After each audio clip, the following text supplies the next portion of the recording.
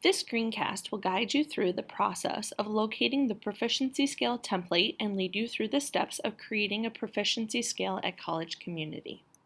To access the district standard-based learning site, which houses the Proficiency Scale template, you may click on the link within the screencast or go to sites.google.com/crprairie.org/ccsdsbl/home.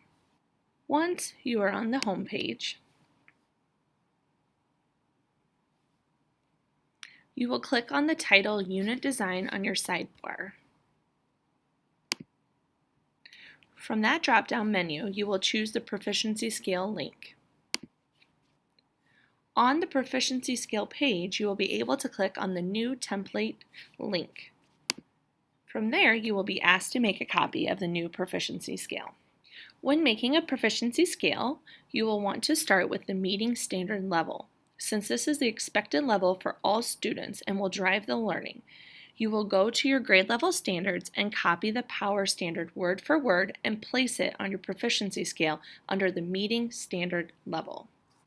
Once your grade level power standard is in the meeting section, you will want to read through your standard and unpack it. You will begin by looking at your standard and identifying what students will be able to do and know. I was able to identify in my example standard 4 components within this power standard that students will need to know and things that they will have to be able to do. I noted that my students will need to develop a model, know how water cycles, and what roles the sun's energy and the force of gravity play within the cycling of water. I am now going to use the 4 chunks I have identified within my power standard and create learning targets that will be the focus of instruction and need to be taught in order for students to meet the comprehensive standard. My first component I chunked was develop a model, so I created a learning target around what my students will be expected to do, which is create a physical or conceptual model. The second component I identified was the cycling of water through Earth's systems.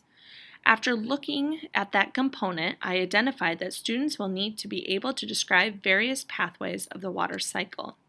I will continue to use the same process for the last 2 components, where I identified that students will need to be able to explain the transfer of energy and be able to describe how gravity interacts with water in different phases. Next, I'm going to move to the Approaching Standard Level, or APP. I know by looking at the Proficiency Scale template that the approaching standard is where I identify the foundational skills and prerequisites needed by all students to be successful at the meeting standard level. We are looking at the processes that students must be able to recall and comprehend before being able to perform at the meeting level.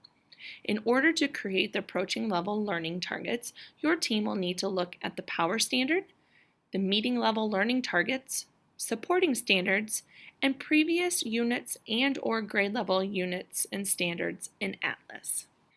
You will begin by looking at the first learning target from the meeting level, which is create a conceptual or physical model. In order for students to do the meeting level learning target, they must first be able to develop a simple physical model collaboratively. If they can do that, they will have the skills needed to create a conceptual or physical model at the meeting level collaboratively or independently. The second learning target in the meeting level would be describe various pathways of the water cycle. As a team, we know that in order for students to be able to describe various pathways, students must first be able to identify and describe the different phases of a water cycle. So the approaching level learning target would be identify and describe each phase of the water cycle. You will continue with the same process for each one of the meeting learning targets. You are not limited to just the learning targets in the meeting level. You might need more in the approaching level to prepare your students for the meeting level. So to recap, the approaching or APP level, first you will review your power standard or standards and the learning targets you created for the meeting level. Next, as a team, you will review your supporting standards along with previous standards in your grade level and/or grade levels prior to yours and create learning targets that will help scaffold the learning. The approaching learning targets will be located in the white box attached to the approaching section of the Proficiency Scale.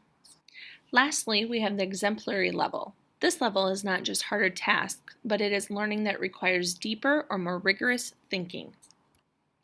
You will start by analyzing your power standard and identifying what depth of knowledge or DOK level your standard is written at. You can use depth of knowledge or Bloom's taxonomy. When looking at my standard, I can see that it is written at a level 3 thinking, since developing a model for a complex situation is a level 3 activity on the depth of knowledge circle, and it will be used to create level 3 thinking around developing a logical argument. We want to increase our students' knowledge, so I want to move my students from strategic thinking to extended thinking, which would be a DOK level 4. When looking through the level 4 activities, I've decided that to deepen their understanding, I would like students to analyze and synthesize information from multiple sources.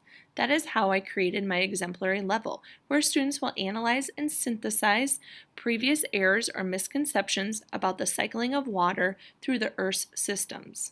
Just like you did in the meeting and approaching levels, you will then list specific learning targets, what students will need to do to show their understanding.